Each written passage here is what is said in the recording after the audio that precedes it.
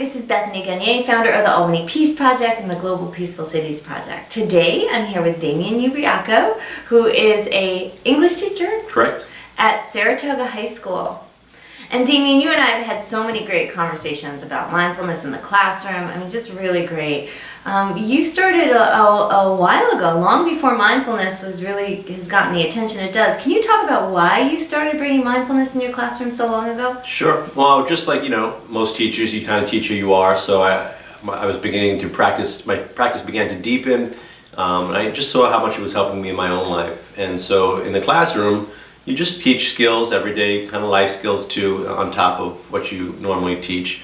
So in moments of transition, in moments of before an exam, when kids are particularly nervous, or around the holiday times even, I would just introduce some breathing techniques to bring everybody to a more open space. Yeah. And then you really expanded that a little bit to even include when the kids are walking into the classroom, right? Yeah, so once I saw that it was actually working, and then other things I've been reading, I just started to find different ways to introduce it right from the beginning of the very first day of class. So on the first day, I talk to the kids and I say, our procedure to begin the class is I'm standing outside the door, and I always say good morning or good afternoon, and they have to look me in the eye, and we say good morning, good afternoon. And we talk about how when we do that, we have this relationship going, and we kind of try to feel each other's hearts a little bit, just in that slight moment. And then they walk to the door, and then before they walk in through what I call the sacred rectangle, they take a nice deep breath in, they take a deep breath out. And once that exhale is completed, in that little gap there, that's when they're allowed to walk into the room and begin our class. Yeah. And you begin all classes like that? Every day, yeah. So. And how's it go? I mean, how do the high schoolers? In the first couple of days, I think it's kind of goofy, and honestly, I tell them, some days, or many days, you may be doing this just for me because I'm doing this. But if you take one full breath this entire year, where you know who you are, where you are, and your environment and what's going on, that's a good breath. Wow. Because our lives are so busy. Even that just one moment could be like that exhale, Yeah. So. And I love what you were also saying earlier about how teachers, we remember our teachers not for what they teach us, but for who they are. And can you talk about that? Sure. I mean, it's the same kind of idea of why I brought this into the classroom. It's just that, this is who I am. This is what I found that's really helped me in my own family, my own relationships, my own working relationships.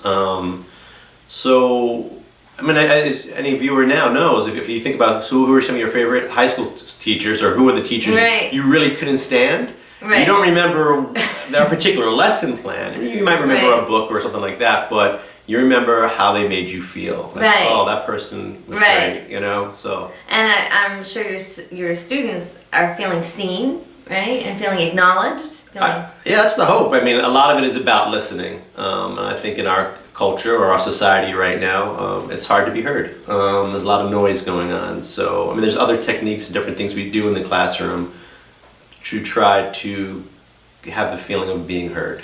Wow. And then having the confidence to speak. So that's the other half of that too. Wow. And so that's another theme that you love to do as far as, how does this work in society? And you tell your kids you are society, right? They're not just ninth graders, they're not just in school, they're the future, right? Sure. At this time right now, I have hope for the future because I see how these kids are interacting. But like in the beginning of the school year, you try to create a society. You try to create an environment where people are going to feel comfortable taking risks, and all those kinds of things. And particularly in an English classroom where it's ideas and writing of your own, it's really personal. So we do our breathing exercises in the classroom, which you can imagine is just, you're focusing on your body, focusing on your mind, and then focusing on your emotions. So we go through that. Right. And then we kind of close that thing. Remember now, your heart is beating. Feel how your heart is. Can you actually feel it? And feel the sensitive nature of the heart, feel the tenderness of your heart. Okay, now you want to be happy, you want to be successful, you want to belong. Every single other person sitting in this classroom right now has the exact same heart beating, and it's vulnerable, it's tender, it wants to be accepted, it wants to belong, it wants to be, all those things.